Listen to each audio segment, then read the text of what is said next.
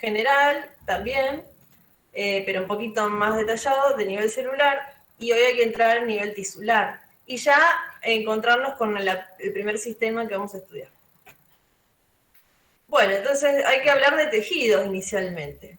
¿Sí? Para estudiar tejidos, más o menos lo que es célula y nivel químico, tiene que estar más o menos, aunque sea algo muy, muy somero, así muy básico, para poder entender el nivel tisular, porque acuérdense que se construye en base a los otros dos.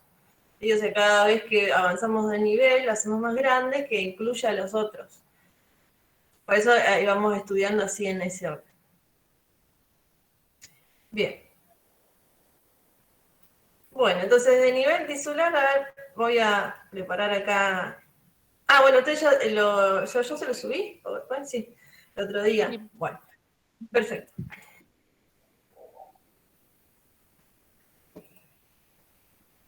Bueno, el nivel tisular es muy interesante para aprender. Entonces, siempre lo primero que hay que hacer cuando se estudia un tema nuevo es definir eso que vamos a estudiar. En este caso, el concepto de tejido. Que esto en realidad no es nuevo, porque ya lo vimos en la clase pasada cuando hablábamos de los niveles de organización. Un tejido es un conjunto de células que están agrupadas, están organizadas para cumplir con una función específica dentro de nuestro organismo. Y estas células que forman el tejido, entonces tienen que ser iguales en morfología, o sea, en su estructura, tienen que ser iguales y también tienen el mismo origen embrionario. O sea, se originan del mismo precursor, son estructuralmente similares y funcionan en conjunto, ¿sí? O sea, todo en forma colectiva, digamos, por eso la imagen acá de estas manos entrelazadas, o sea, cada mano acá es una célula, y todas juntas, organizadas, forman esa estructura acá en forma como de anillo, y las células entonces forman ese tejido. Bueno, entonces lo que hay que ver ahora a continuación es cuáles son los tejidos que tenemos en el cuerpo. El cuerpo humano tiene 4 tejidos básicos, ¿sí? 4, que son el epitelial, el conectivo, el muscular y el nervioso.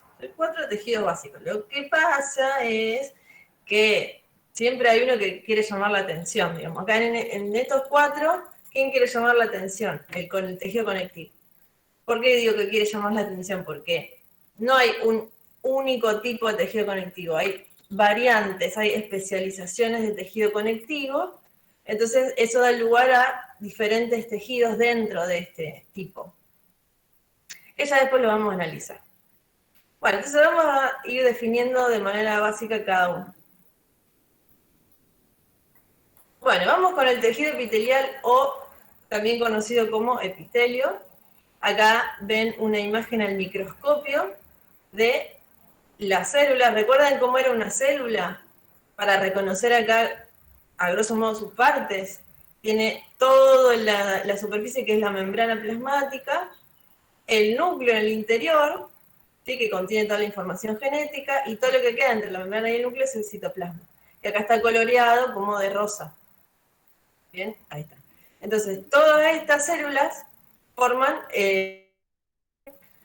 microscópica del tejido epitelial. Entonces, fíjense qué particularidad que tiene este tejido, porque estas células epiteliales, miren cómo están, pegaditas una de otra. O sea, prácticamente hay casi nada de espacio intercelular entre una célula y la de al lado, la célula vecina. Están totalmente pegaditas. Y eso tiene una razón, tiene que ver con la función que tiene el tejido epitelial. Acuérdense, relación estructura-función del cuerpo humano. Bien, ¿y dónde descansan o dónde se paran estas células? Sobre una membrana que se llama membrana basal, ¿sí? Y que a su vez, esa membrana está apoyada en esto que ven acá, que es un tejido conectivo de sostén. ¿Sí? Bien, el tejido conectivo siempre está dando sostén al resto de los tejidos. Bueno, y este tejido que es esto, ¿sí? Todas las células con su membrana basal, no tiene vasos sanguíneos, decimos que es avascular, o sea que su nutrición va a depender de siempre del tejido conectivo subyacente. que es el que aporta los vasos sanguíneos. Entonces acá vemos un esquema, fíjense que es parecido al anterior, pero esto es un dibujo, ¿sí? Entonces vemos las células epiteliales, con sus núcleos, bien adheridas unas de otras, tienen una superficie apical, que es la que da a la superficie de ese epitelio.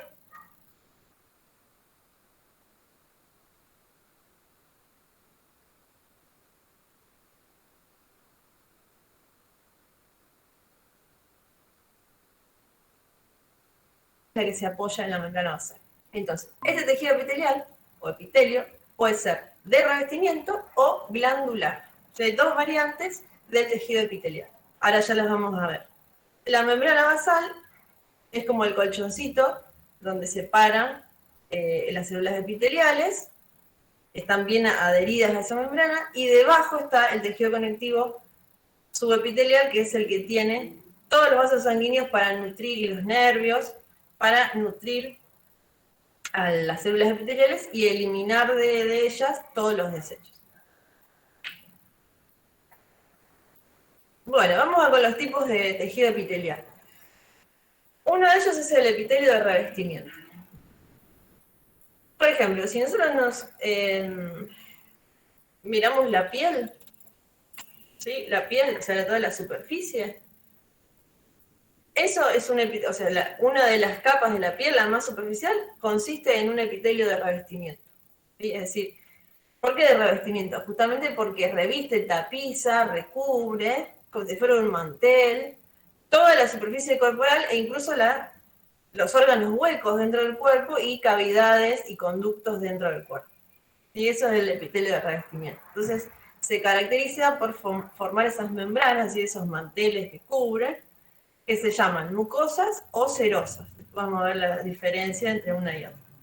Entonces, hay distintos tipos de epitelios formados, o sea, en qué se clasifican, en función de cómo se disponen las capas, es decir, cuántas capas tiene, si tiene más de una o si tiene más de una. Entonces hay epitelios simples, estratificados. Eso va a depender de dónde están, o sea, qué es lo que tienen que revestir. Y hay también variantes según el tipo celular, o sea, qué forma tienen las células epiteliales. Pueden ser más aplanadas, pueden ser cúbicas o cilíndricas. Entonces hay un montón de combinaciones de epitelios en función de estos dos criterios. Pero bueno, en realidad no es que vamos a tener que estudiar qué tipo de epitelio tienen todas las estructuras, sino que a lo mejor vamos a nombrar algunas de estas cuando estudiamos, por ejemplo, vasos sanguíneos, cosas que nos interesan un poco más en detalle, ahí se van a encontrar con esta nomenclatura. Bueno, entonces, dijimos que un epitelio de revestimiento, que es la membrana que tapiza, el mantel, puede ser o una mucosa o puede ser una serosa. A ver cuál es la diferencia. Las dos son membranas que están tapizando alguna cavidad en el cuerpo. A ver, entonces, se diferencian en qué tipo de cavidad revisten. Cuando esa cavidad tiene comunicación con el exterior, la membrana que la tapiza es una mucosa. Por ejemplo, si consideramos la boca, por ejemplo, la cavidad bucal, ahí lo ven ustedes bien sencillo porque se pueden ver a la mucosa. Si abren la boca, ¿qué hay tapizando todo el interior de la cavidad bucal? Que ustedes se lo tocan, es húmeda, es una mucosa. ¿Sí? Eso es una mucosa, porque está tapizando una cavidad que comunica con el exterior. Y de ahí en más, todo hacia adentro, pasando la cavidad bucal, faringe, el esófago, todo el tubo digestivo, también sigue tapizando, sigue estando tapizado por esta membrana, que es la mucosa del tubo digestivo. Entonces, lo mismo va a pasar con las cavidades nasales y toda la vía aérea, porque todos esos tubos son cavidades que comunican con el exterior. Entonces, por dentro los recubrimos con una mucosa. Y así también va a suceder en el aparato genital y en las vías del aparato urinario. ¿Sí? Todas las vías urinarias, los uretres, la vejiga, la uretra, todos esos conductos que son órganos huecos, por dentro están revestidos por mucosa. ¿Sí? Bueno, acá hay un ejemplo de la mucosa del intestino delgado, ¿sí? Que donde ven células epiteliales, todas juntas, apoyadas sobre una membrana basal y sobre, a su vez, una camita de tejido conectivo. Entonces, en resumen, la mucosa está formada por el epitelio de revestimiento, obvio, y el tejido conectivo subepitelial. ¿Sí? O sea, todo ese conjunto del epitelio más el colchoncito de tejido conectivo se le dice mucosa. Hay estudios, bueno, este era el ejemplo que yo les puse. Cuando abrimos la boca, ustedes ya ahí a simple vista pueden ver una mucosa que es la mucosa de la cavidad bucal, todo esto. Es la mucosa de la cavidad bucal. Pero digamos, hay estudios que pueden hacerme ver las mucosas, por ejemplo, del tubo digestivo, como vemos ahí, ¿sí? Acá, por ejemplo, del estómago, o del intestino, ¿sí? Con los pliegues, o de la vía aérea, esta es ya la entrada a la tráquea, ¿sí? Y todo esto, acá está la base de la lengua, y estas son las cuerdas vocales, ¿sí? Todo eso está tapizado por mucosa. ¿Sí? Por mucosa. Todo esto, ¿sí? Ejemplos de mucosa. Entonces, con estudios que se llaman endoscopía se puede ver. Perdón, profe, la que estaba al lado de la boca, ¿mucosa de dónde es? Esto es del estómago. Ah, del estómago. Listo. Gracias. ¿No? Profe, la que está abajo de la boca, ¿cuál era? Esto es el intestino. Y esto es, sería la glotis, esta es la vía aérea. Y la tráquea ahí. O sea, ¿alguien se hizo una laringoscopía alguna vez? Porque esto es una imagen de laringoscopía. Para ver toda la laringe, las cuerdas vocales, cómo funcionan. Las cuerdas vocales, que son estas, acá hay una, acá está la otra, se van abriendo y cerrando, ¿sí? Entonces, lo que es, digamos, cuando se abre uno ve la entrada a la tráquea, que es el tubo que ya está en el tórax y termina en los bronquios. Todo eso es la tráquea. Todo eso está tapizado por la mucosa respiratoria, en ese caso. Bueno, y la serosa también es una membrana de revestimiento. Pero esta membrana tapiza cavidades que no están comunicadas con el exterior. ¿Sí? O sea, no hay comunicación entre esas cavidades y el exterior. ¿Y quiénes son esas cavidades? Son la cavidad pleural, que es la que se ve acá, que cubre los pulmones. Ahí. Es la cavidad pericárdica, que es la bolsa que envuelve el corazón, y la cavidad peritoneal, que es lo que envuelve las vísceras abdominales. Después, cuando estudiemos estos aparatos, nombraremos estas serosas, obviamente, correspondientes. Entonces, acá la serosa es un epitelio revestimiento, ¿sí? Que se le dice mesotelio, es bien planito, y el tejido conectivo está debajo. Fíjense, acá hay una imagen de las cavidades que están en el tórax. Esta es la cavidad pleural, es decir, hay dos membranas, que son las pleuras, vemos ahí, una que tapiza bien la superficie del pulmón, que es esta, que se llama visceral, y otra que está por fuera tapizando la pared torácica. Entonces, entre ambas queda una cavidad que está llena de líquido normalmente, y es la cavidad pleural. En el corazón pasa exactamente lo mismo. Hay una serosa, es decir, la serosa del pericardio tiene una parte que se llama visceral, que está bien tapizando la superficie del corazón, y otra que envuelve eso, que es el peritoneo parietal. El pericardio parietal. En el abdomen con el peritoneo pasa exactamente lo mismo. Y dentro de esas hojas, partes del pericardio o de la pleura, hay líquido. Esto es un estudio donde se ve, también un estudio endoscópico, el interior de la cavidad pleural. El interior de la cavidad pleural. Ya vamos a estudiar bien estas membranas cuando lleguemos a los aparatos correspondientes. Pero a ver, supónganse que, para hacerlo fácil, ustedes tienen, pongamos el ejemplo del pericardio. Envuelve el corazón esta serosa. Imagínense que el corazón es una naranja. Bueno, a esa naranja la envuelven en papel film. Ese papel film es el pericardio visceral. ¿sí? Es la serosa, es decir, va a tener una capita de epitelio y el tejido conectivo. Y a eso lo meten adentro de una bolsa. Esa bolsa es el pericardio parietal. Y adentro de la bolsa van a echar un poquito de agua, o sea, va a haber un líquido que esté entonces entre el film y la bolsa. ¿Sí? Así es. Entonces, la serosa, la función que tiene es facilitar los movimientos de esas estructuras, porque son estructuras que van a tener movimiento, el corazón va a estar latiendo todo el tiempo, los pulmones se expanden, se contraen con los movimientos respiratorios, entonces facilita la movilidad de esas estructuras que está envolviendo. Eso es una serosa. Acá hay un ejemplo del peritoneo. Estamos cortando de perfil el tronco, ¿sí? Y vemos entonces, este es el hígado, se ubican acá, esta es la espalda, esta es la porción anterior, adelante, delantera del tronco, el abdomen. Entonces este es el hígado, acá está el estómago, estas son las asas intestinales, esta es la vejiga. Entonces, fíjense que acá, todo lo que ustedes ven como de color verde, ¿sí? Es la serosa que está cubriendo todas las vísceras abdominales.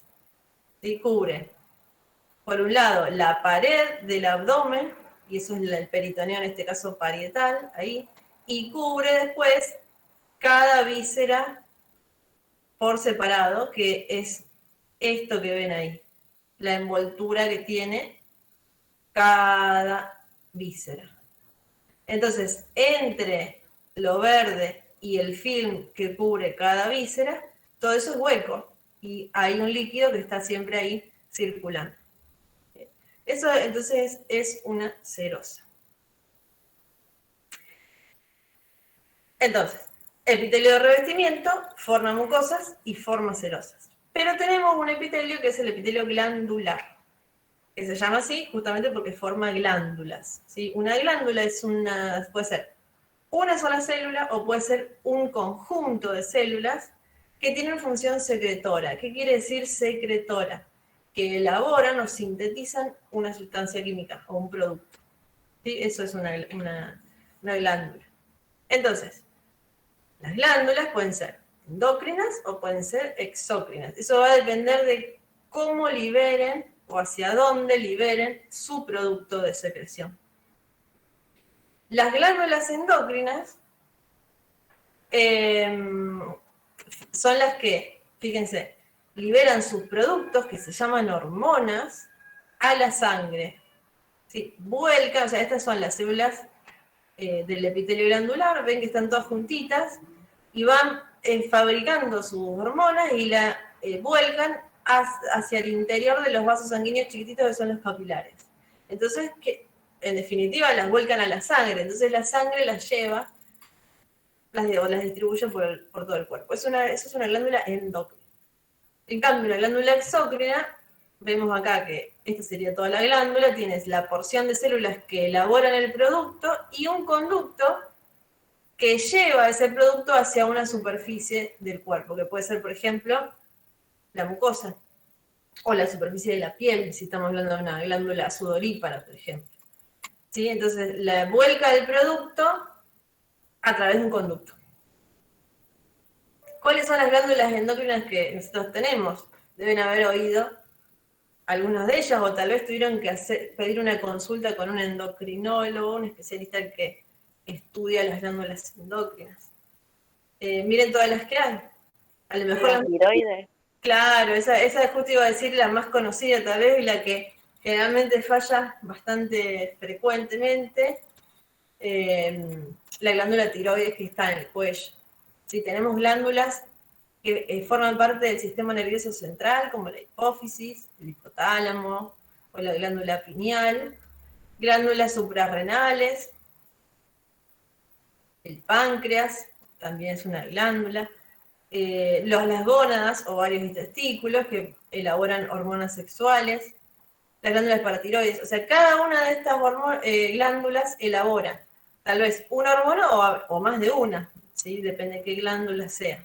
Y esas hormonas van a cumplir funciones muy específicas dentro del cuerpo. Van a regular, eso es lo que hace una hormona, regulan las funciones de otras estructuras del cuerpo.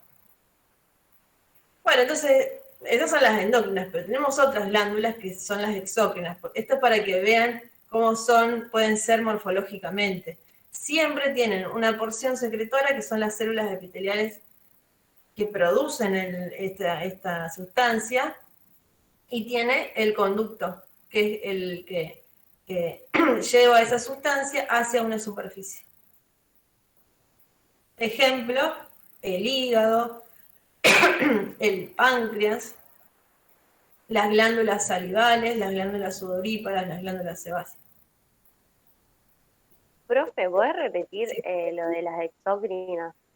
Sí, las glándulas exócrinas son glándulas que liberan su producto a través de un conducto hacia una superficie. Que puede ser la superficie del cuerpo, como la piel, o puede ser la cavidad de un órgano, por ejemplo. Entonces tiene una porción secretora, acá estas células están elaborando el producto y eso después va a ir viajando por este conducto hacia una superficie. Sí, eso es una glándula exócrina. Por ejemplo, claro, a ver, las glándulas salivales, ¿cuál es el producto? La saliva. ¿Dónde están las glándulas salivales? Y, por ejemplo, submaxilares, acá, o parótidas, ahí, o sublinguales. Entonces, ¿cómo llega la saliva que producen estas glándulas a la cavidad bucal, que es donde tiene que llegar? A través de conductos, por ejemplo, este es el conducto de la glándula parótida, y se vuelca a la cavidad bucal. Y cada glándula tiene su conducto que lleva el producto hacia esa cavidad, esa superficie. Las glándulas sudoríparas, ahí son las que elaboran el sudor y se vuelca por conductos. Ahí, estas son las glándulas, ahí. Están enrolladitas, por conductos hacia la superficie de la piel. ¿Sí? Bien, esas son glándulas exócrinas. Bueno, o sea, ¿qué es lo que más me interesa del tejido epitelial? Es eso, es la estructura general del tejido epitelial y las dos variantes. El epitelio de revestimiento y el epitelio glandular. Y que dentro de este último sepan distinguir una glándula endocrina de una glándula exócrina y manejen ejemplos. Bueno, vamos al tejido conectivo. Este es el tejido, digamos, el tejido estrella, o el que llama siempre la atención, porque fíjense, es el más abundante que tenemos. Está distribuido ampliamente por todas las partes del cuerpo. No debe haber una parte del cuerpo que carezca de tejido conectivo. Todo, lleno de tejido conectivo. Lleno. Porque fíjense las funciones que tiene. Por ejemplo, va a ser de sostén de otros tejidos, o los mantiene unidos. Por ejemplo, ya vimos que permite que se apoye un epitelio ahí arriba, ¿sí? También va a proteger y aislar órganos internos. Y es un tejido que tiene muchísima sangre. Si tiene vasos sanguíneos que contienen sangre, entonces puede nutrir a otros tejidos avasculares, como por ejemplo el tejido epitelial. Entonces, ¿cómo está formado el tejido conectivo de manera básica? Siempre son dos cosas. Células por un lado y lo que se llama matriz extracelular por el otro, que sería lo que está entre las células. Esta es una imagen al microscopio del tejido conectivo.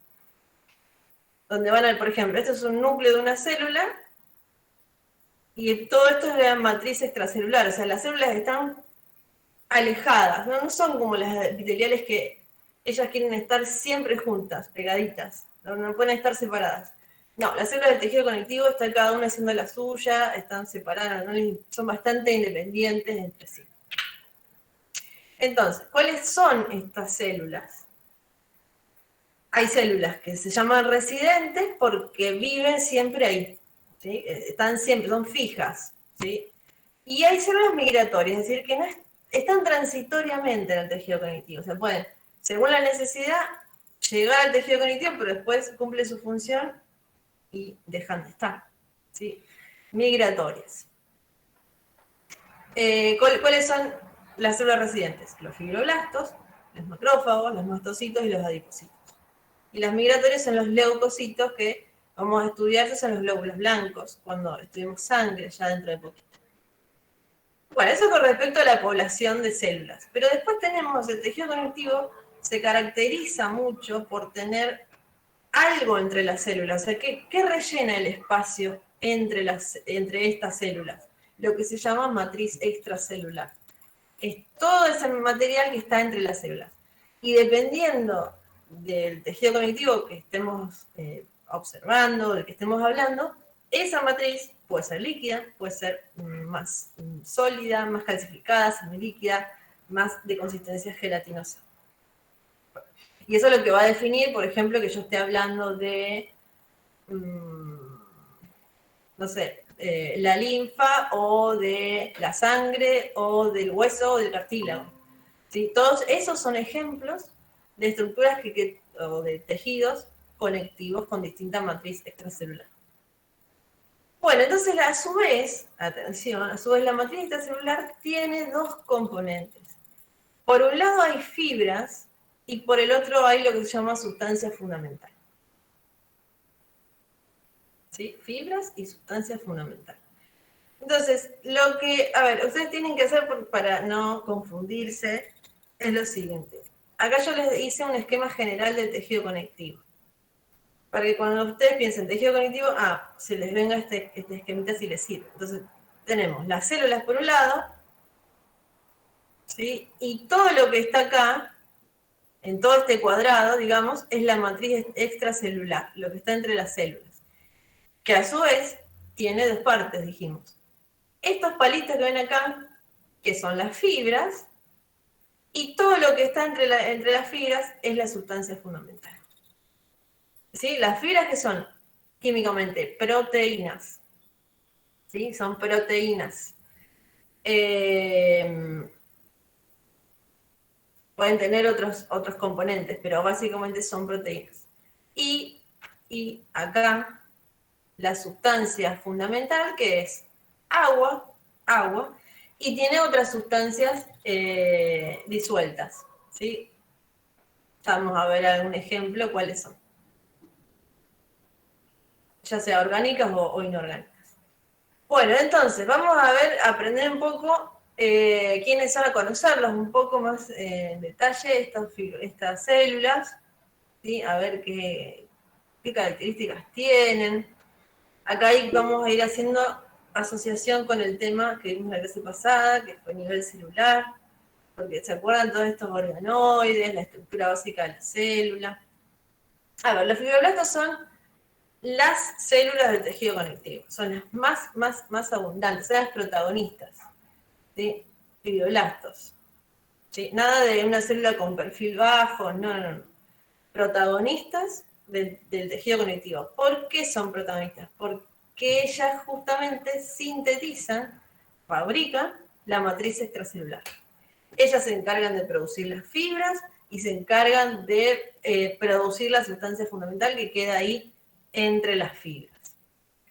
Y son como células un poco como estrelladas, tienen prolongaciones, y obviamente en su citoplasma van a tener organoides que, digamos, participen en lo que es la síntesis de proteínas y de sustancias orgánicas que formen la matriz extracelular. Entonces, obviamente van a tener un retículo endoplasmático muy desarrollado, un complejo de Golgi también muy desarrollado, porque se acuerdan que estas eran las fábricas de las biomoléculas de las células. Entonces, esas biomoléculas se requieren para que se formen las fibras y el resto de la matriz extracelular. Entonces, los fibroblastos están bien cargados con un retículo endoplasmático, un complejo de Golgi muy desarrollados. Ya después vamos a ver las fibras que sintetizan, qué características tienen. Bueno, atención con esto, los macrófagos, porque esto lo vamos a nombrar mucho, no solamente en el tema de hoy, en otros temas que veamos van a aparecer los macrófagos. Diría que va a ser una de las células que más vamos a nombrar en toda la materia. O sea que ya la vamos conociendo desde ahora. ¿Sí? Los macrófagos nacen o provienen de un tipo de glóbulo blanco que se llaman monocitos, que ya también lo vamos a estudiar. Y son células totalmente gigantescas, que tienen como estos brazos, ¿ven? Estas prolongaciones. Y lo que hacen es fagocitar microorganismos y células muertas o restos de células. Por ejemplo, acá ustedes ven un macrófago que está fagocitando, estas son bacterias. ¿Sí? ¿Se acuerdan lo que era fagocitosis que hablamos en la clase pasada? Nombramos. Era esa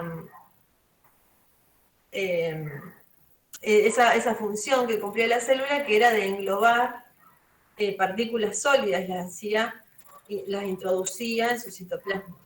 Y bueno, eso está haciendo el macrófago todo el tiempo. ¿Sí?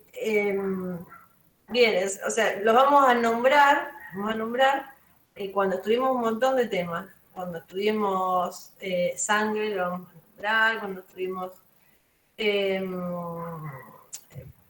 sistema linfático, lo vamos a nombrar. Bueno, cuando estudiemos respiratorio también. Bueno, vamos a verlos muchas veces en el macrófago. O sea, son fagocitos. Ya empiezan a adquirir esa palabra. Fagocitos, pues son células especializadas en la fagocitosis de microorganismos como bacterias y también de restos de células. Profe, ¿el detritus sería un resto de célula? Claro, exactamente, se le dice detritus. Ajá. Como residuos, de lo que queda cuando muere una célula. Okay. Bien, los mastocitos. Bueno, ¿ustedes se van a acordar de los mastocitos si alguna vez hicieron una reacción alérgica? Por ejemplo, si alguna vez les salieron ronchas en la piel, o a lo mejor les picó un insecto y le hicieron una reacción alérgica a esa picadura, y empezaron a tener ronchas que pican, o a lo mejor ante algún alimento, puede ser también. Bueno, los responsables de esas reacciones alérgicas son estas células que están en el tejido conectivo. Sobre todo, fíjense, están ahí siempre en piel y en mucosas. En el tejido conectivo de las mucosas, ahí están. Entonces tienen adentro sustancias químicas, como por ejemplo esta, que se llama histamina, que son responsables de las manifestaciones de una respuesta inflamatoria y de una reacción alérgica. Esos son los mastocitos. Después les vamos a volver a mencionar cuando estudiemos de dónde leemos las células precursoras, cuando veamos bien médula ósea y todo eso. Y los adipocitos también hay, de manera aislada, formando parte del tejido conectivo, que son los que en su interior, en su citoplasma, fíjense, contienen muchísimas moléculas de triglicéridos. ¿Se acuerdan cuando estudiamos las biomoléculas? Son lípidos que son reserva energética, es decir, ahí dentro hay un montón de ácidos grasos que cuando el cuerpo los requiere, los va a ir sacando del adipocito y los va a ir liberando a la sangre para usarlos como combustibles, para obtener energía.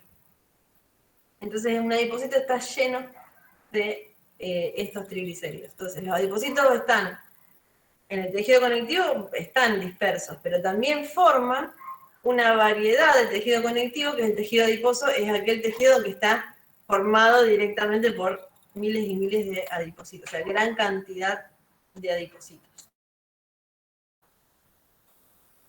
Bueno, y la matriz extracelular. A ver, la matriz extracelular está formada por un lado, ¿se acuerdan? Las fibras, y por el otro lado, la sustancia fundamental. Fibras. Fibras hay de tres tipos: colágenas, elásticas y reticulares. Las fibras colágenas son las más abundantes del tejido conectivo y están compuestas, por eso el nombre, por colágeno. El colágeno es la proteína más abundante del cuerpo. ¿Sí? Y son fibras que tienen estas características. Son bien fuertes, bien resistentes, pero también son flexibles, o sea que también le da flexibilidad a la estructura donde estén esas fibras. ¿Dónde predomina? O sea, fibras hay, colágenas hay en todo tejido conectivo, pero ¿dónde están más concentradas las fibras colágenas? en este tipo de estructuras, en el hueso, en el cartílago, los tendones, los ligamentos, o sea, todo lo que rodea la articulación. Cápsulas sería, por ejemplo, en una articulación lo que envuelve esos huesos que están articulándose, o lo que envuelve un órgano, es decir, a eso se le dice cápsula, o tabiques que separan estructuras, o músculos. Ahí son bien abundantes las fibras colágenas. Y para que se den una idea, o sea, esto no voy a hacer hincapié en esto yo solamente se los muestro para que vean la complejidad de lo que es una fibra colágena. Porque no es solamente una proteína, acuérdense que las proteínas tienen una estructura bastante compleja, y estas biomoléculas son moléculas formadas por muchos átomos y tridimensionalmente alcanzan formas muy complejas, ya sea en hélice o más alargadas o bien esféricas. Sí, bueno, acá el colágeno lo que hace es, fíjense, formar una estructura más alargada como si fuera así, hélice. ¿Sí? Esta es una molécula de colágeno. Pero resulta que para formar la fibra colágena me hace falta 3 de estas moléculas que se enrollan unas con otras, ¿sí? Y eso ahí va a formar, ahí sí, recién la molécula de colágeno. Pero esta molécula de colágeno lo que va a hacer es, no va a quedar solita. O sea, esta no es la fibra de colágeno, la fibra es esta. Entonces, ¿cómo hacemos para llegar a esto? A estas moléculas, fíjense, como si fueran alfileres, se van poniendo una detrás de la otra y se van poniendo una del lado de la otra, formando una estructura más grande, que es la microfibrilla. A su vez, las microfibrillas se asocian unas con otras y forman una fibrilla, y a su vez las fibrillas se juntan y forman una fibra. La complejidad. ¿Sí? O sea, cuando nosotros hablamos de fibras colágenas, estamos hablando de esto. Y esto implica, miren todo lo que... Es como si fuera una mamushka, ¿vieron? Que se pone algo más chiquito adentro de otro más grande. Bueno, así es una fibra. Entonces, esto es lo que forma parte de todo el tejido conectivo que tenemos en todo el cuerpo. Bien, y las fibras elásticas también son proteínas, lo que pasa es que es otra proteína, se llama elastina, no es colágeno. ¿Sí? Es otro tipo de fibra, el tejido conectivo, pero no es colágeno, se llama elastina la proteína. Y es como si fuera una banda elástica. Y digamos, ¿por qué, por ejemplo, la piel, por ejemplo, una mujer embarazada, donde el útero va creciendo a medida que avanza la gestación? ¿Qué hace? ¿Qué pasa con la piel? O sea, no se rompe la piel del abdomen, sino que se estira, ¿sí? Porque adentro está el útero creciendo. ¿Y por qué se puede estirar? Porque la piel tiene abundantes fibras elásticas. Entonces, una vez que se produce el parto, que ya no tenemos ese útero bien grande, se achicó, la piel, ¿qué hace? Vuelve otra vez, o sea, no queda toda estirada, vuelve otra vez, gracias a la elasticidad que tienen las fibras elásticas. Lo mismo pasa con los pulmones, se pueden estirar y después volver al tamaño que tenían antes de estirarse. La vejiga, para poder almacenar la orina, tiene que tener fibras elásticas, si no, no puede cumplir esa función. Las arterias también. Fíjense dónde hay predominancia de fibras elásticas, en todas esas estructuras. Entonces, las fibras elásticas tienen estas propiedades que nombro acá. Una es la distensibilidad, esto es la capacidad de estirarse, pero no solamente de estirarse, sino de recuperar su longitud inicial, y eso se llama elasticidad. ¿Sí? O sea, distensibilidad y elasticidad. Eso hacen las fibras elásticas. Importantísimas las fibras elásticas. Fíjense cómo están cuando no está estirado el tejido, están todas así como plegadas. Cuando se estiran, las moléculas se abren, ven cómo se estiran, y después vuelven a la posición que tenían antes. O sea, son elásticos, es como son las banditas, son las fibras elásticas. Y por otro lado tenemos fibras reticulares, que también están formadas por colágeno, pero tienen otra distribución, más en forma de red, por eso puse acá una tela de araña, porque así se disponen las fibras, por eso se llaman así, reticulares viene de red, de retículo.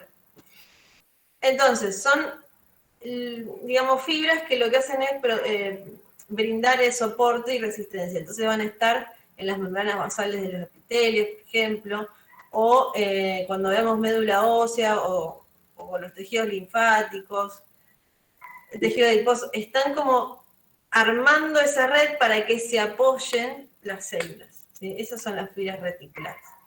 No tienen una función, por ejemplo, de resistir a la tracción como necesitamos que tenga un ligamento, por ejemplo, o un tendón de un músculo. Sino necesitamos que sirvan para que se apoye las células ahí, fibras reticulares. Bueno, y la matriz extracelular, ¿qué es? El espacio, la sustancia fundamental es la porción de la matriz, que es la que está entre las células y las fibras. Puede ser líquida, puede ser semilíquida, gelatinosa, calcificada, dependiendo del tejido.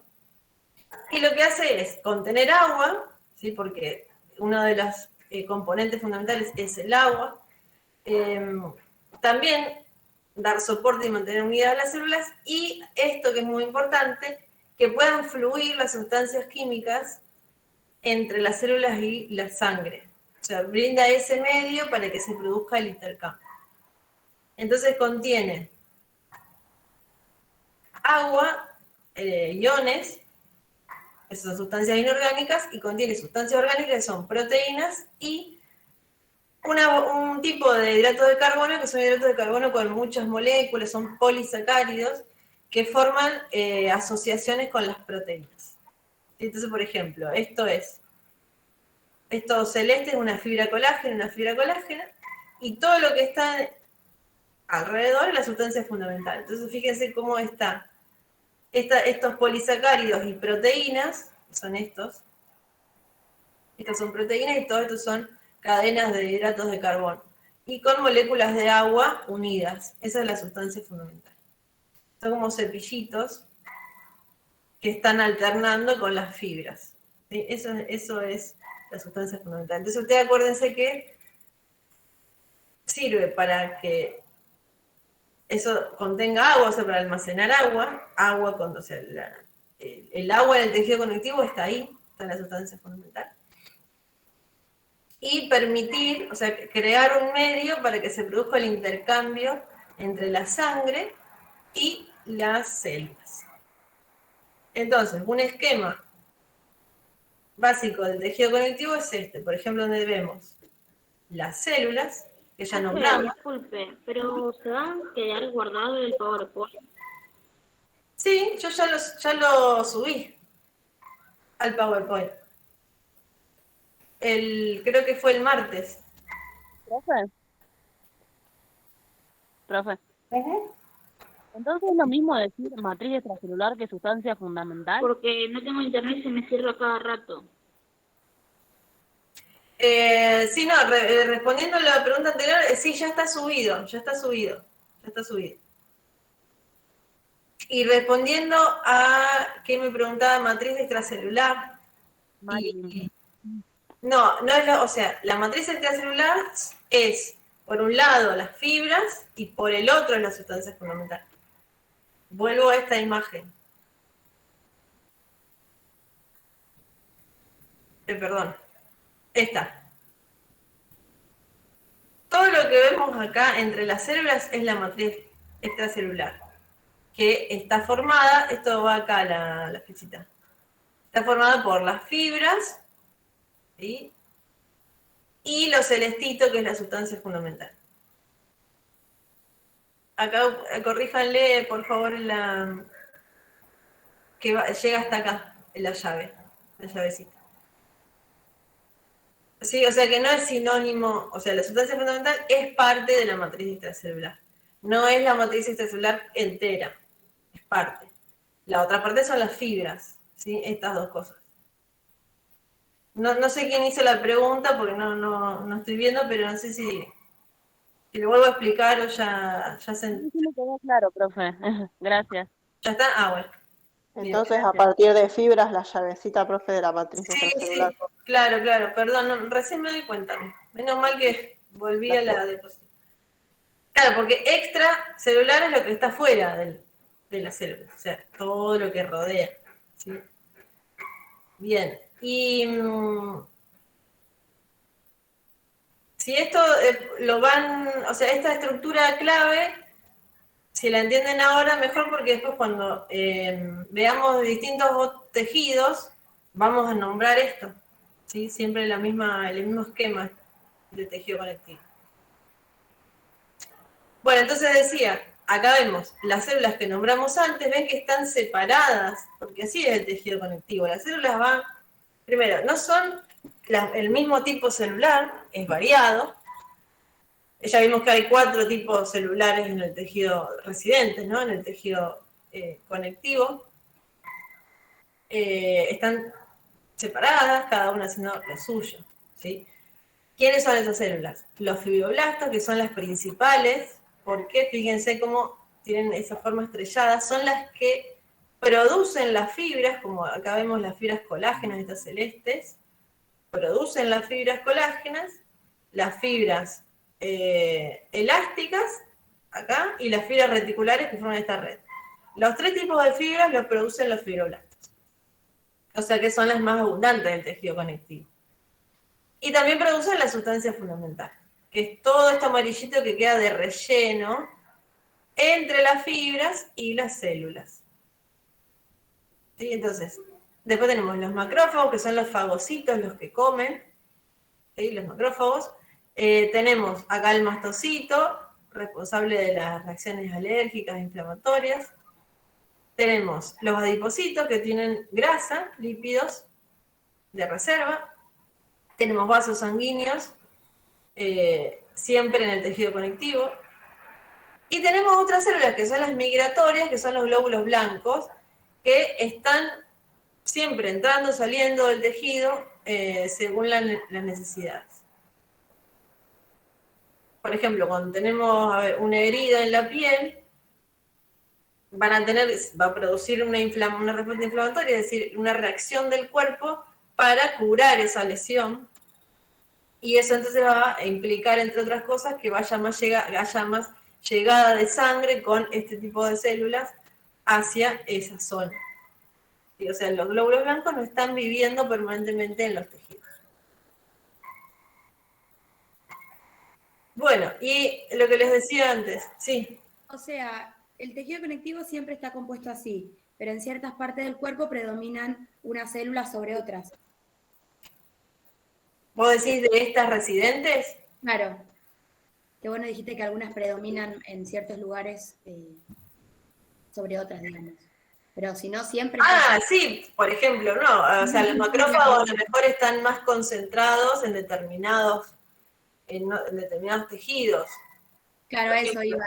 Y los otros, Claro. las células están, pero en menor cantidad serían. Sí, o sea, por ejemplo, si es un tejido conectivo, en un tendón, ¿qué es lo que más predomina? Los fibroblastos, más que otras. Por ejemplo, si estamos ahí, o en un ligamento. Si estamos, por ejemplo, en el tejido conectivo de un órgano como el vaso, que se tiene que encargar de destruir los glóbulos rojos, está lleno de macrófagos, por ejemplo. Pero no es que las otras no están más. Sí, siguen estando. Claro, están, pero en menor cantidad. Sí, por ejemplo, el tejido conectivo de piel o mucosas y los mastocitos tienen digamos, están en un porcentaje más alto que a lo mejor el tejido conectivo de otro lugar, de otro órgano. ¿Sí? Claro, Pero siempre son los mismos tipos que reconocemos porque viven siempre ahí. Bien. Bueno, y el tejido conectivo tiene un montón de variantes,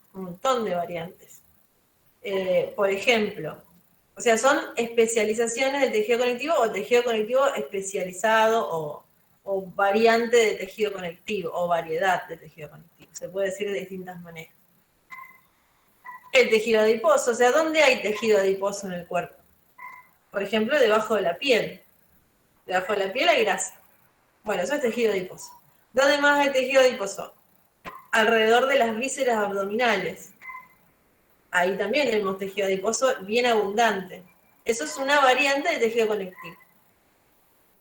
Después, el tejido óseo, o sea, que era lo que vamos a tener que ver ahora en un ratito.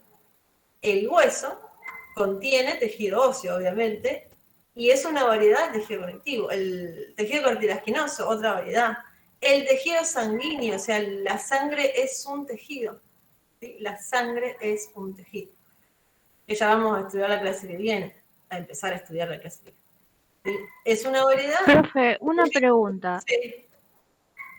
¿El tejido adiposo, la función es la termorregulación? Por ejemplo, sí, es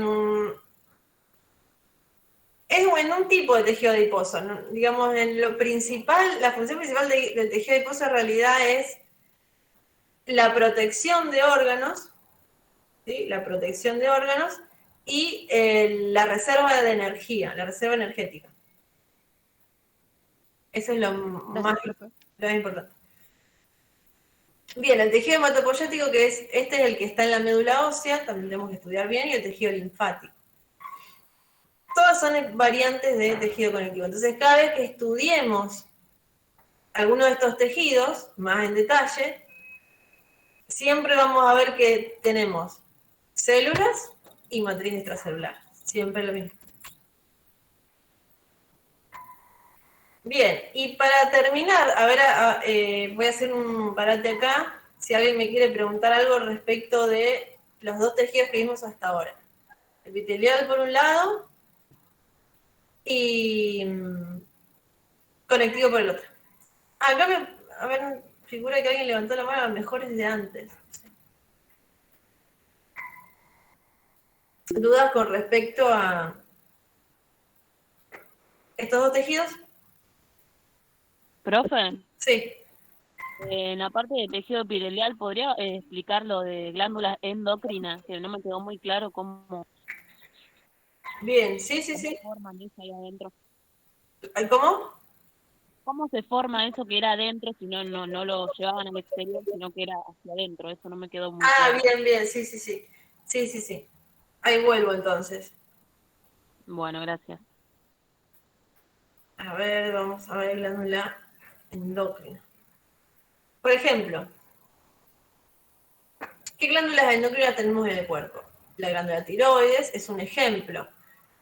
¿Qué fabrica las glándulas tiroides? Hormonas que se llaman hormonas tiroideas. Entonces, esas hormonas lo que hacen es siempre estar circulando en sangre. O sea, cuando alguien se hizo una vez un análisis de sangre para estudiar la tiroides, nadie nunca. Sí, yo sí. Bueno, ¿por qué sacan sangre? Porque en sangre están circulando esas hormonas. ¿Y por qué circulan en sangre? Porque la glándula que fabricó esa hormona volcó ese contenido en la sangre, justamente. Entonces, esa glándula, por ejemplo, esquemáticamente puede ser algo así, que contenga células encargadas de producir esa sustancia química, que es esa hormona, y entonces a medida que la va produciendo, la vuelca hacia los vasos sanguíneos que están alrededor. Vuelca la hormona. Y los vasos sanguíneos son los que se encargan de distribuir la sangre al resto de los tejidos. ¿Sí? Entonces por eso se llama endocrina, porque no sale por un conducto, sino que va hacia el interior de un vaso sanguíneo y circula en sangre. Entonces, profe, se la relaciona siempre que su producto sería hormonal. El producto de una glándula endocrina siempre es una hormona. Ah, bien. Bueno, gracias. Se le llama hormona. En cambio, de una glándula exócrina no es una hormona. Se le llama directamente con el nombre específico de esa sustancia. Si estoy hablando de las glándulas salivales, el producto es la saliva. O sea, la saliva no circula en sangre. No, se vuelca en la cavidad bucal. ¿Sí? Es una glándula exócrina. ¿Sí? ¿Está ahí o no? ¿O de nuevo? No, sí, profe, entendí ya. Perfecto. Gracias. Buenísimo. Bueno, pasamos entonces al tejido muscular. A ver, Este es muy sencillo, el tejido muscular es re fácil y el tejido nervioso son re fáciles. Los otros dos son más complicados. Bueno, ahora el tejido muscular. El tejido muscular es otra imagen al microscopio. Cada uno de estos palitos que ven acá es una célula muscular. Tiene como esa forma alargada, cilíndrica. El tejido muscular está encargado de generar los movimientos, ¿sí? De mantener la postura, de producir calor, ¿sí? Porque todas las reacciones químicas que se generan adentro de las células producen calor.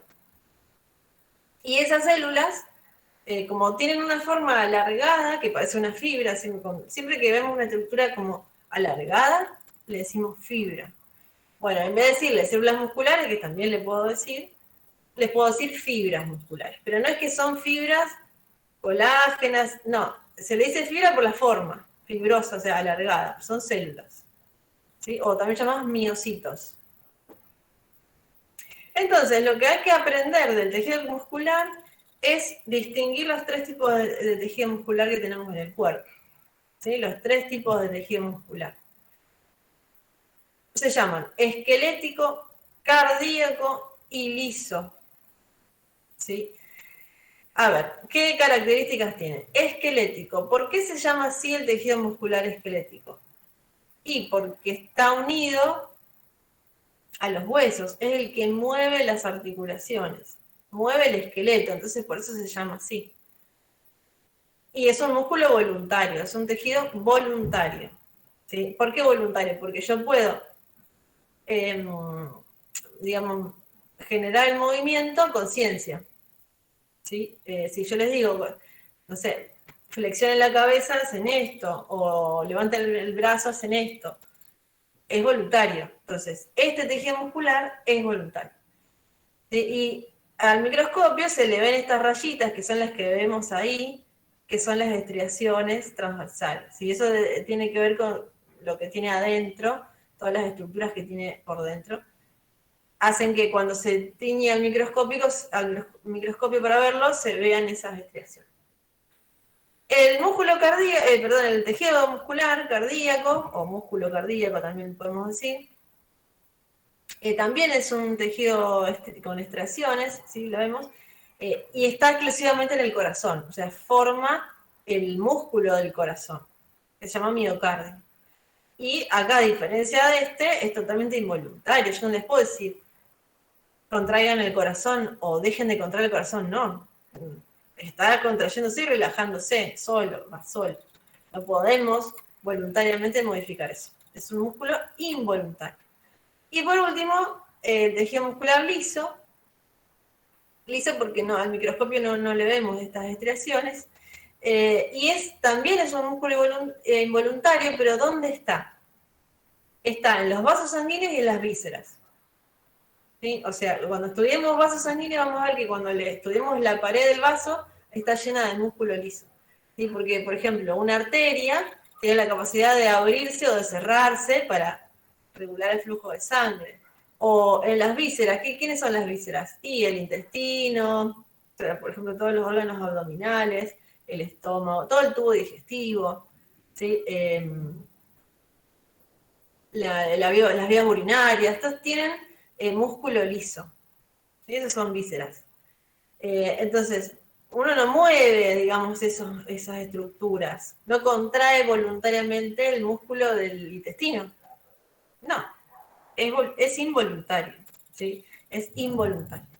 Bueno, entonces del tejido muscular tienen que saber bien las diferencias entre los tres tipos de tejido muscular: esquelético, cardíaco y liso. Más que nada, ¿qué cosa? Localización de ese tejido y si es voluntario o es involuntario. Básicamente esas dos cosas de cada tejido muscular. Tienen que saber. Bueno, y el tejido nervioso es el que está capacitado para detectar estímulos de dentro del organismo y de fuera. Procesar esa información y elaborar una respuesta. Y toda la información que recibe y que envía consiste en señales eléctricas. ¿Sí? El tejido nervioso se comunica mediante señales eléctricas y está formado por las neuronas, ¿sí? Y otras células que se llaman células gliales. Pero esto tiene que ver con las cilindritas. Las dendritas, acá son, mirá, son componentes de una neurona. Exactamente esa. Claro. Son prolongaciones que tienen un tipo de prolongación que tiene una neurona. El otro tipo de prolongación es el axón. O sea, la dendrita es lo que recibe la información, o sea, es la parte de la neurona que recibe la información. Esa es la dendrita. Y todo lo que está acá, como sosteniendo las neuronas y ayudándolas en sus intercambios metabólicos, son las células gliales. Ese es el tejido nervioso. O sea, el tejido nervioso, ¿dónde está? Está formando parte de los órganos que constituyen el sistema nervioso.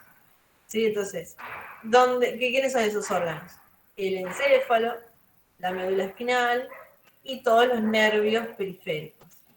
¿Sí? O sea, estos órganos, todos estos órganos, ¿sí? O sea, estos, están constituidos por fundamentalmente tejido nervioso.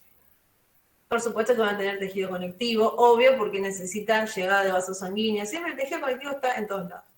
Pero el tejido nervioso es el más abundante en los órganos que forman el sistema nervioso.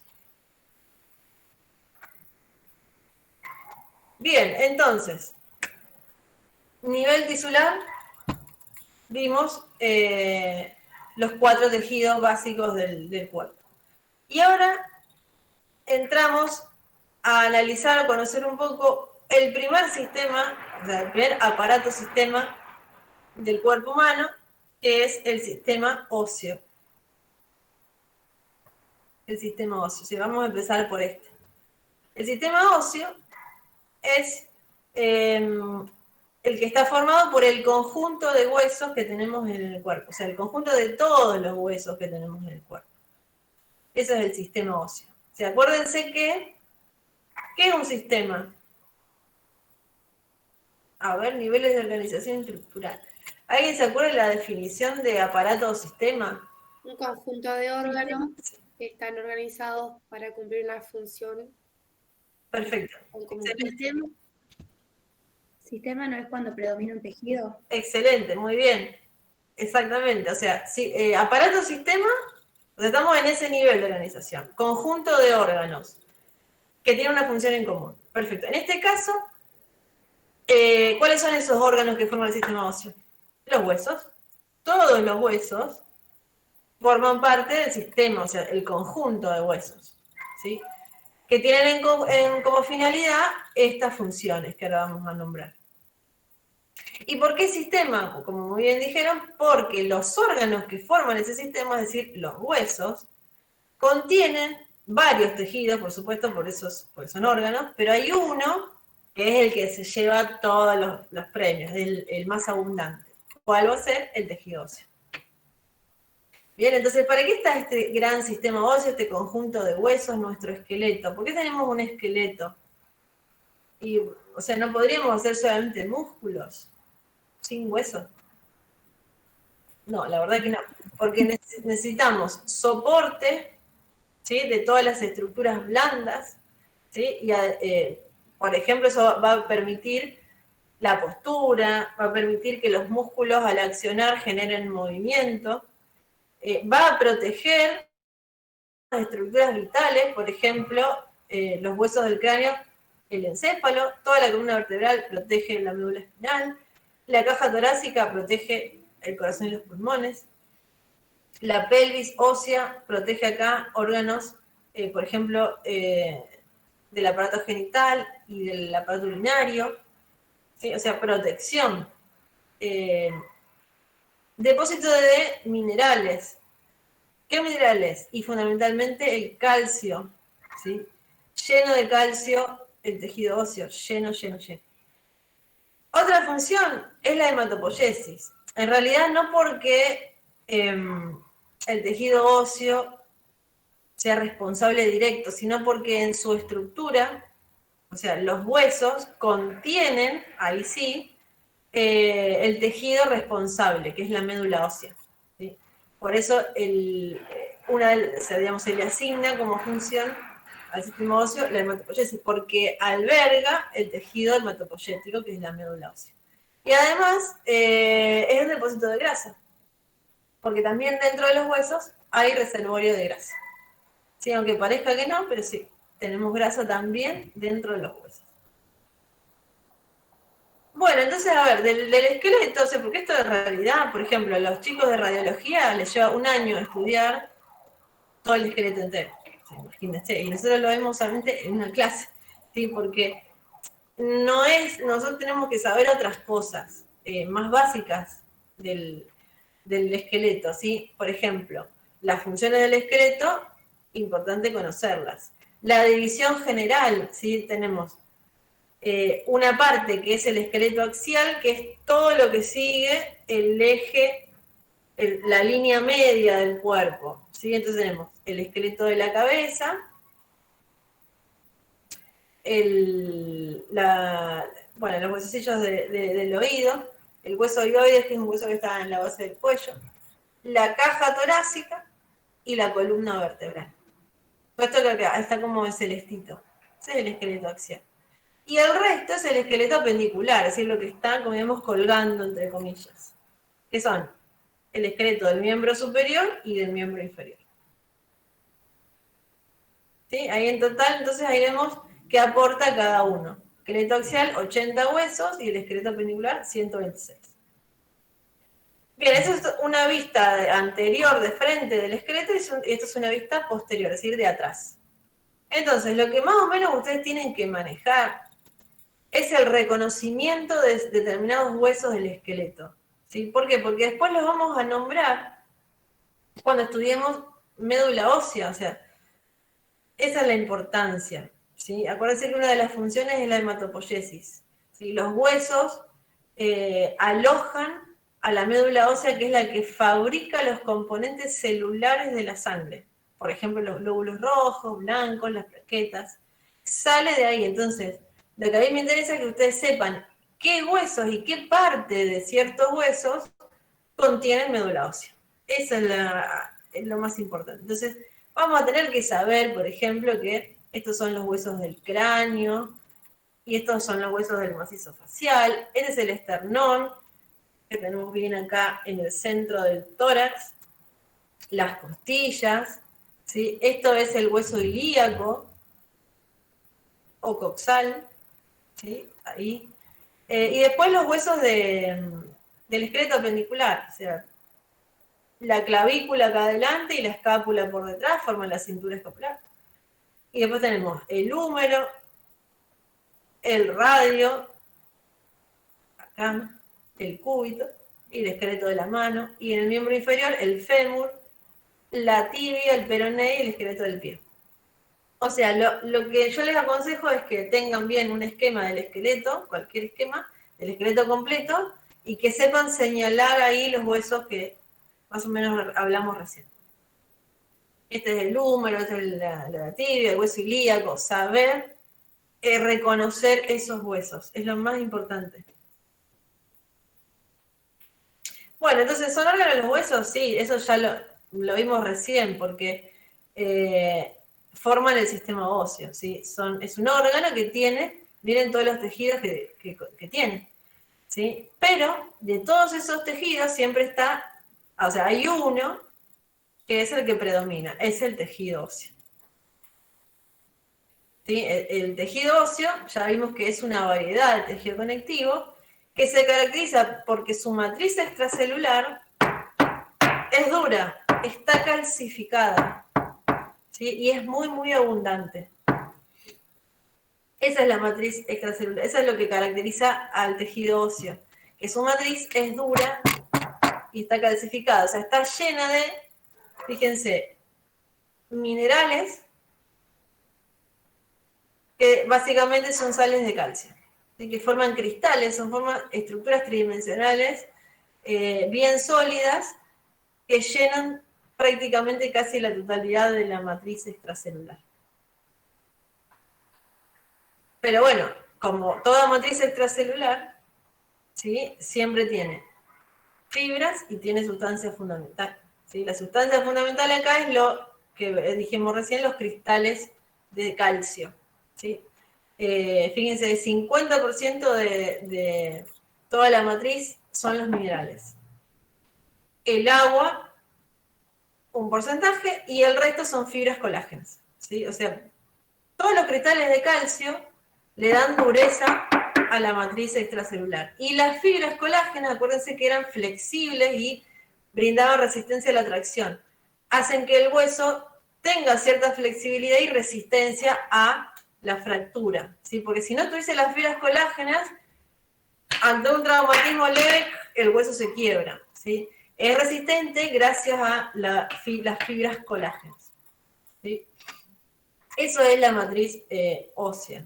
Y fíjense cómo está organizado, esto es muy interesante. Si cortamos un pedacito de un hueso, miren lo que vemos. ¿Esto quiere decir que lo agarraron las polillas y se comieron todo el hueso? No, no, no. Esto es así normal como tiene que ser. Entonces vemos que hay una parte del tejido óseo que es bien compacta, esta que ven acá. Ven que es bien densa, no tiene prácticamente espacio, o sea, no le veo huecos o cavidades.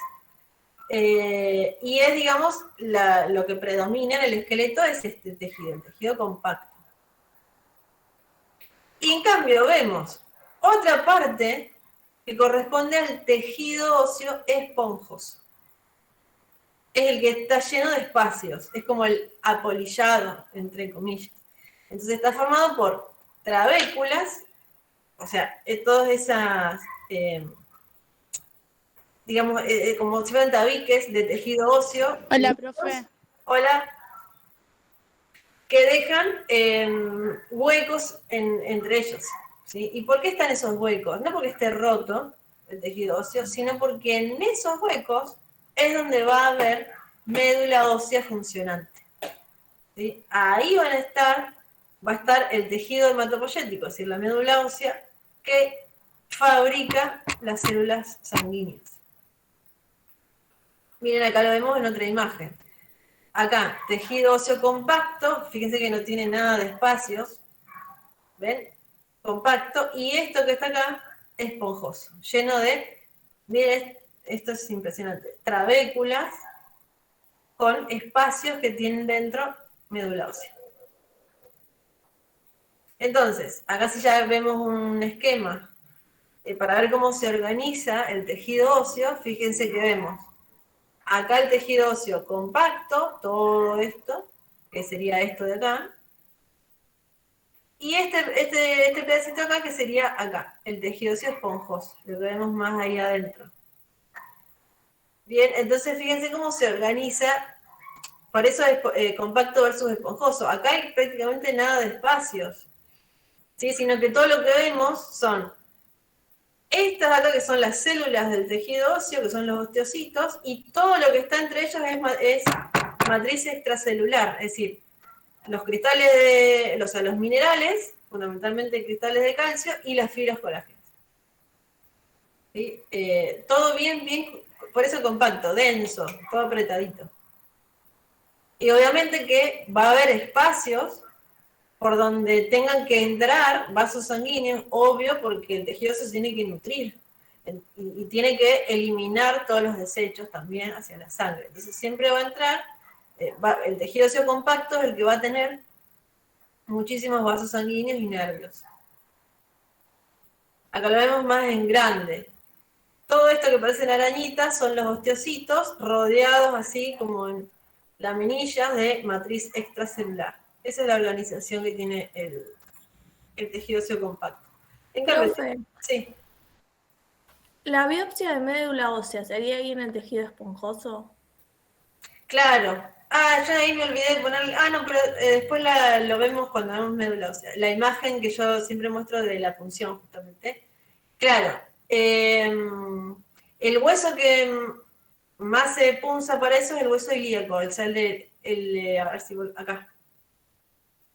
El de la cadera, ¿sí? Y este tipo de hueso, ahora como vamos a ver después, prácticamente es hueso esponjoso en su totalidad. O sea, la mayor parte del tejido óseo de ese tipo de hueso es bien esponjoso. Porque es un hueso bien plano. Ahora vamos a ver. Sí, obviamente tenemos que llegar hasta la médula ósea que está en este tipo de tejido, el esponjoso. Ven que son trabéculas, y si hacemos un corte de esa trabécula, vemos cómo se disponen acá los osteocitos con la matriz extracelular. Pero no tiene estos conductos bien típicos, que son los que conducen los vasos sanguíneos por todo el interior del hueso. Fíjense acá, si vemos en un hueso real, este es un hueso, para que se ubiquen, de la cadera. Este es el hueso ilíaco y esto es el fémur, esta es la articulación de la cadera. Entonces vemos cómo todo esto que ven acá, con espacios, trabéculas, es el tejido óseo esponjoso, y el borde acá, periférico, eso que está ahí, es el compacto. ¿Sí? Acá lo vemos bien ahí, compacto, y acá esponjoso. ¿Ven la diferencia? Esto es tejido óseo esponjoso. Acá esponjoso y compacto. ¿Sí? Ahí está. Con trabéculas y espacios, sin trabéculas y sin espacios. Con médula ósea, sin médula ósea. Bueno, y los huesos se clasifican según la relación que tengan las dimensiones del hueso. O sea, un hueso siempre va a tener una longitud, que es el largo, un ancho y un espesor. Entonces, por ejemplo, si en un hueso predomina siempre la longitud sobre el ancho y el espesor, decimos que es un hueso largo. ¿Sí? No quiere decir largo que mida muchos centímetros de largo. No, puede medir 1 centímetro de largo. No, es que mirando ese hueso, su longitud sea siempre mayor que el ancho y el espesor. Entonces, cuando vemos un hueso largo, siempre va a tener estas partes que son el cuerpo del hueso, que es la diáfisis, es, digamos, donde yo lo puedo agarrar, que es todo esto, y los dos extremos, que serían como las bochas de lado, que son las epífisis del hueso largo. ¿Sí? Diáfisis y epífisis, básicamente es lo que más me interesa que se acuerden. Y si hacemos un corte, vemos que en el interior de la diáfisis hay una cavidad. Perdón, ¿puede repetir epífisis? Los extremos ensanchados del hueso. Gracias. Cuando cortamos el hueso y vemos cómo es la diáfisis por dentro, vemos que predomina sobre todo el tejido óseo compacto, ahí, pero que tiene toda una cavidad, o sea, un hueco. Ese hueco, que está, digamos, revestido por el tejido óseo esponjoso, como ven acá, se llama cavidad medular. ¿Por qué medular? Y porque acá también va a haber médula ósea. Y si hacemos un corte de las epífisis, vemos que es prácticamente tejido óseo esponjoso. ¿Sí? Entonces, fíjense, esto es un hueso largo. El ejemplo, fémur, el hueso del muslo. Entonces vemos que toda esta parte es la diáfisis o el cuerpo del hueso. Y los extremos del hueso son las epífisis, ¿sí? O sea, el cucurucho y las bochas de lado. ¿Bien? Y si miramos por dentro, la diáfisis tiene prácticamente abundancia de tejido compacto ahí, y en el centro todo un hueco, que es la cavidad medular, que está llena de médula ósea.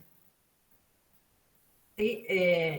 Y si vemos las epífisis, acá vemos una cortada, vemos que está llena de tejido óseo esponjoso, que tiene también en sus espacios, entre las trabéculas, médula ósea. Acá lo vemos más ampliado. Vemos acá un corte de la diáfisis, donde el tejido periférico compacto, y adentro, revistiendo la cavidad medular, el tejido óseo esponjoso. Este sería un corte a este nivel, para que vean. Digamos, en el límite entre la diáfisis y la epífisis. ¿Y por qué médula ósea amarilla, roja? Bueno, eso ya lo vamos a estudiar cuando veamos bien ese tema, pero ahora si quieren pueden acordarse lo siguiente. Amarilla es porque predomina el tejido adiposo y roja es porque es una médula ósea funcionante, o sea que está fabricando activamente glóbulos rojos, todas las células sanguíneas, básicamente, que son estas. Bien, eso después vamos a ver. Sí. Perdón, ¿podría repetir lo de amarilla y roja? Sí. Amarilla es porque está llena de lípidos. Tiene gran cantidad de tejido adiposo. Es decir, no es muy activa, no es activa funcionalmente, hematopoyéticamente, es decir, no está fabricando células sanguíneas. En cambio, la médula ósea roja es rica en vasos sanguíneos, por eso roja, y en células precursoras de las células de la sangre. Los Profe, más abundantes son los glóbulos rojos. ¿qué huesos, por ejemplo, no fabrican células sanguíneas? Bien, muy bien. Eso lo vamos a dejar para el final porque les puse una imagen para que vean dónde hay, más que nada en una persona adulta, médula ósea. Ahora después respondo, si me esperás un ratito. Sí, sí, sí. Vamos a responder esa pregunta. Muy bien. Bueno, entonces, esa es la estructura básica de un hueso largo. ¿Cuáles son los huesos largos que tenemos en el esqueleto? Son los huesos de los miembros, básicamente, superiores e inferiores. Por ejemplo, en el brazo, el húmero. Miren acá. El húmero, acá. En el antebrazo, el cúbito y el radio. En los miembros inferiores, fémur, que es el hueso del muslo, y los dos huesos de la pierna, la tibia y el peroné. Los huesos ciertos huesitos de la mano y de los pies también son huesos largos, pero más que nada yo quiero que se acuerden de estos más grandes, ¿sí? Típicamente son los grandes ejemplos de huesos largos en el cuerpo. Fíjense, ven que tienen acá la diáfisis, y las bochas de lado, los extremos, son las epífisis. ¿Sí? Todo hueso largo tiene esas porciones. La tibia lo mismo, el peroné lo mismo, ¿sí? El cuerpo y los dos extremos. Bien, pero hay otros huesos que tienen esta particularidad, que son planos. Planos, es decir, es como si fuera parecía una hoja, o sea, que predomina la longitud y el ancho por sobre el espesor. El espesor es muy, muy chiquitito. ¿Sí? Entonces por eso parece más una lámina. Entonces si queremos verlo por dentro como es un hueso plano, típico ejemplo, los huesos del cráneo, huesos planos, vamos a ver que tienen dos láminas.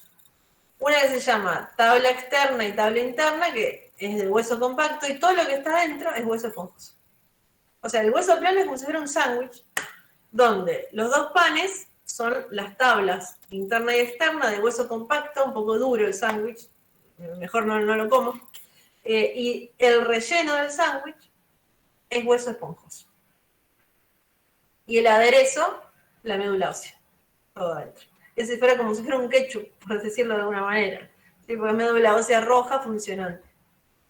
Eso es un hueso plano. Entonces, por ejemplo, huesos del cráneo, como los parietales, la escápula, ¿sí? Que es el hueso acá atrás, ese triángulo, miren qué plano, aplanado. El esternón, ¿sí? El hueso ilíaco, hueso plano, las costillas, huesos planos. ¿Sí? Ven cómo predomina la longitud y el ancho por sobre el espesor. Miren el espesor acá del esternón, por ejemplo. Muy chiquito, de la escápula, de las costillas. Esos son huesos planos. Y los huesos cortos son los que tienen las tres dimensiones similares. Entonces es como si fueran cubitos, parecidos a cubos. Por ejemplo, los huesos del esqueleto de la mano, acá donde están a nivel de la muñeca, y lo mismo en el pie. Y básicamente son casi todos huesos esponjosos. Acá, huesos del carpo y del tarso, en el pie. Ven que son como cubitos, todas las dimensiones similares. Y después tenemos huesos irregulares que no podemos decir ni que sean largos, ni planos, ni cortos, porque tienen formas tan complejas que yo no puedo distinguir bien las 3 dimensiones de ese hueso.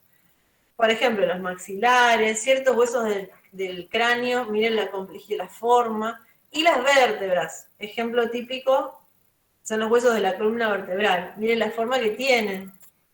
Entonces le dice hueso irregular. Entonces, ahí sí, volviendo a la pregunta, ahí tengo, fíjense, una imagen del esqueleto visto de frente, una vista anterior. A ver, vamos a repasar. Teníamos un esqueleto axial formado por el esqueleto de la cabeza, los huesos del cráneo y del macizo facial, la columna vertebral, hasta ahí todo eso, formado por las vértebras apiladas una debajo de la otra, el esternón, que es la corbata, y la caja torácica. Es decir, acá las costillas. ¿Sí? Ese es el esqueleto axial. Y después tenemos el esqueleto apendicular, que es el del miembro superior y el del miembro inferior. Bien, bueno, entonces, ¿qué está marcado ahí? Está marcado en medio naranja, rosa, los lugares donde tenemos en una persona adulta, estamos hablando, médula ósea roja. Médula ósea, es decir, funcionante. Entonces, por ejemplo, ¿alguien me puede decir si reconoce algún hueso o parte del hueso donde hay médula ósea funcionante? El ilíaco, por ejemplo. Bien, fundamental. Por eso, este sitio clave de punción, acá, viene a estar lleno. ¿Sí? Esto, ¿qué tipo de hueso dijimos que es el hueso ilíaco? Largo, Plano, ¿no? plano, ¿sí? Entonces es el sándwich, que tiene de relleno hueso esponjoso y el aderezo es bien el ketchup, es la médula ósea, está lleno. ¿Sí? Y aparte es un hueso muy accesible, porque miren qué superficial. Nosotros podemos palpar esta parte que es la cresta ilíaca, es muy fácil para acceder con la punción y extraer la muestra. ¿Dónde más podemos decir que hay médula ósea roja? El esternón. Bien, el esternón. Perfecto. ¿Estas quiénes son? Las costillas. Las costillas, bien. Estos huesos en general, digamos. ¿Qué región es? El frontal. El frontal, claro, hueso del cráneo, perfecto. ¿Estas? Las vértebras. Las vértebras. Bien. Allá atrás que se ve superpuesto a las costillas ese triángulo. Bien, el ómpulo de la escápula. Bien. ¿Y dónde más? Porque fíjense, a ver, porque acá lo que estuvimos nombrando fueron o bien huesos planos, o en el caso de las vértebras, huesos irregulares. ¿Y los huesos largos no tienen médula ósea? En la epífisis. En las articulaciones. Perfecto, en las personas adultas, la médula ósea roja se mantiene en las epífisis de los huesos largos. Por ejemplo, ¿de qué huesos largos, como vemos en la imagen? El fémur. El fémur, ahí. El radio. Bien, pero menos. Acá al menos no está marcado, porque en otros huesos es donde es más abundante. Por ejemplo, este. ¿Cómo se llamaba este del brazo? El húmero. El húmero. Bien. ¿Y esta? La tibia. La tibia. Exacto. Pues fíjense que pero si yo les dije que los huesos largos tienen, en la diáfisis tienen la cavidad medular que está llena de, por eso se llama así. ¿Por qué no hay entonces? ¿Por qué no está pintado? Porque era amarilla. Claro, porque predomina la médula ósea amarilla, es decir, inactiva, llena de adipocitos, básicamente, llena de tejido adiposo. Sí, en cambio, en los niños sí, las diáfisis y los huesos largos, hay médula ósea roja por todos lados. ¿Sí? Ahí sí. Pero ya después se mantiene solamente en estos lugares. Ahora, la médula ósea amarilla puede transformarse en médula ósea funcionante. Pero Esa sería la excepción. Si esta es la distribución básica de la persona adulta. Igualmente esto lo volveremos a ver en la clase correspondiente justamente de médula ósea. ¿Sí? Ahora ustedes tienen que acordar de saber las funciones del sistema óseo, cómo está compuesto, cómo se divide el esqueleto, reconocer los huesos en el esqueleto, eso es bien, bien básico, y saber la estructura básica del tejido óseo, ¿sí? Porque ahí es donde después vamos a encontrar, entender bien dónde está la médula ósea, que es lo que más nos interesa de este tema, digamos, del sistema óseo. Bien, por eso tenemos, sí. ¿Podés repetir lo que eran huesos cortos? Bien, huesos cortos. Espérate que acá. Huesos cortos son aquellos en los cuales las tres dimensiones, es decir, longitud, ancho y espesor, son similares. Entonces, ¿cuál es el resultado de eso? Un hueso que es parecido o que tiene una forma más tirando a cúbica, que se puede parecer más a un cubo. Si uno agarra un cubo, las dimensiones del cubo son iguales. El ancho, el largo y el espesor.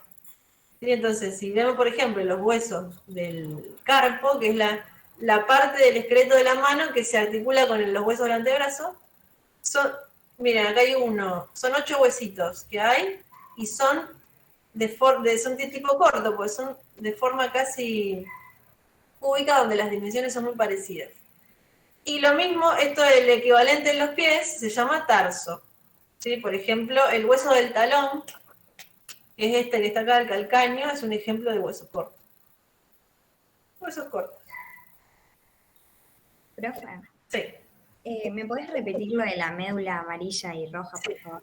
Médula amarilla, perdón, y roja. La médula amarilla es aquella inactiva, es decir, que no fabrica células sanguíneas.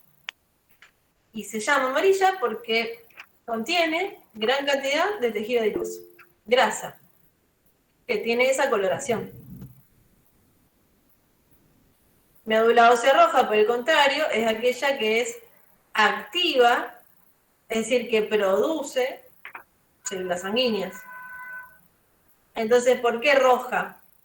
Y porque va a estar llena de sangre que se está formando, es decir, fundamentalmente glóbulos rojos, que son las células de la sangre que son las más abundantes. Entonces va a estar llena de estas células que están produciéndose. Y llena de vasos sanguíneos que van a nutrir a todas estas células y que van a ir transportándolas, digamos, van recibiendo a medida que se forman y ya las hacen circular por el resto del sistema vascular. Listo, gracias. Esta imagen, después última, que vimos recién, es la de médula ósea roja. ¿Sí? Médula ósea roja. Bien, perfecto. ¿Alguna otra consulta, a ver, sobre este tema? Me fueron dejando, sí. Profe, sobre este tema no, pero el anterior, que era lo más importante que teníamos que saber, que no alcancé a anotar. Bien, del nivel, de lo que vimos en la clase pasada, sería. De lo que vimos en la clase pasada es, primero las definiciones de los niveles estructurales del cuerpo humano, de la organización estructural. ¿Qué quiere decir nivel químico? Primero saberlos en orden. No, eso sí, lo que empezamos ahora al principio. Ah, de la clase de hoy. Sí. O sea, igual de los huesos y todo eso, pero lo anterior no. Ah, bien, empezamos con tejidos. Entonces tenemos que saber la definición de tejido. Sí. ¿Cuáles son los 4 tejidos básicos del cuerpo humano? Epitelial, conectivo, muscular y nervioso. Y las características de cada uno. De cada tipo de tejido. Muchas gracias, profe. Bien. De nada. ¿Qué más?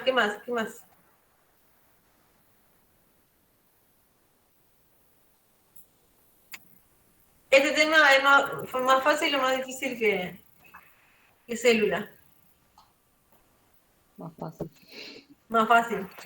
Más fácil. Y ya se va poniendo cada vez más interesante. O sea, a medida que vamos por ahí subiendo de nivel de organización, tal vez se pone más interesante los contenidos. Por ahí célula, nivel químico más denso para estudiar. Y ya la clase que viene, ¿qué vamos a ver? Sangre. ¿Algo estuvieron viendo de sangre? ¿Ya o no? ¿O nada? En otras materias, digo. No tiene la cámara prendida.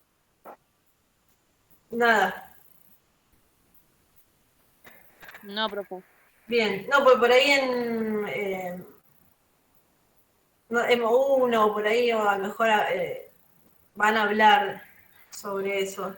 O sea, va a haber cosas que van a mencionar en común, digamos. Bueno, entonces, vamos a empezar con sangre, probablemente sí. Nos lleve 2 clases, ¿sí? 2. Porque es un tema que de los principales para ustedes, entonces hay que saberlo bien. Profe, Así que, ¿sangre es el último tema de la unidad 1? claro, claro. Sí, si no recuerdo mal, porque se me mezclan con las de los chicos de radiología, pero no.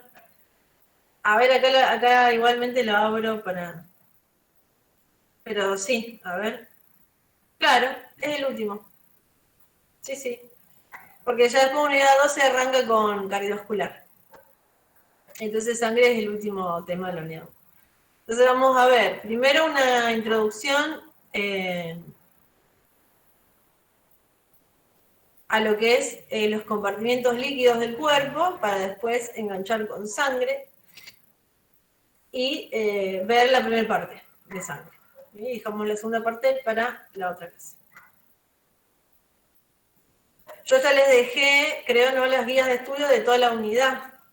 O sea, ya están las preguntas de sangre ahí, que sería, digamos, lo que sí o sí usted tiene que manejar de este tema. Bien, ¿qué otra duda me quieren hacer? ¿O plantear algo? Les voy a subir después los ejercicios sobre el tema de hoy, para que si quieren los pueden hacer, si no, o los hacen ahora o los hacen después. Ese autotest sobre el tema que vimos hoy. Bueno, o sea que la clase que viene es importante, sí, es bien importante estas 2 clases que vienen, bien básicas, sobre sangre. Un tema muy lindo, sangre, me encanta. Supongo a ustedes, ojalá que les guste, porque es como lo central Sería una lástima que no les guste sangre. No, sí, yo vi un poco ya en lo que era medicina y sí, la verdad que es re llevadero y re lindo. Claro, sí, es lindo. Por ahí después hay otros aparatos o sistemas que podemos estudiar que a lo mejor son más difíciles, pero sangre no es difícil. Dentro de todo, no. Pero bueno, hay mucha información y hay que ir por eso lo dividimos en 2. Bueno, si no, yo ahora me voy a quedar registrando las asistencias, así que si ustedes quieren pueden desconectarse y hasta la clase de jueves que viene. Gracias.